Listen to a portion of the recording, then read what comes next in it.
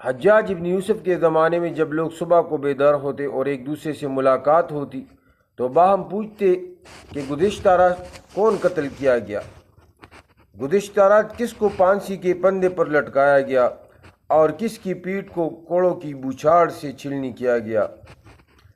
جب ولید ابن عبد الملک کثیر مال و جائیداد والا اور عمارتیں بنانے کا خواہاں حکومت میں آیا تو اس کے زمانے میں لوگ ایک دوسرے سے مکانات کی تعمیر، نہروں کی کھدائی، درختوں کی افزائش کے متعلق پوچھا کرتے تھے۔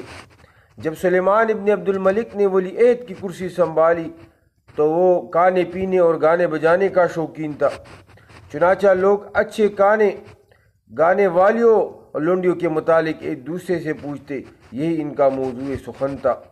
اور جب عمر ابن عبدالعزیز رحمۃ اللہ علیہ منصب خلافت کی زینت بنے تو لوگوں کی آپس میں اس قسم کی گفتگو ہوئی، قرآن کتنا یاد کیا، ہر رات کتنا ورد کرتے ہو، رات کو کتنے نوافل پڑھتے ہو، فلاں آدمی نے کتنا قرآن یاد کیا اور فلاں شخص مہینے میں کتنے دن روزے سے رہتا ہے۔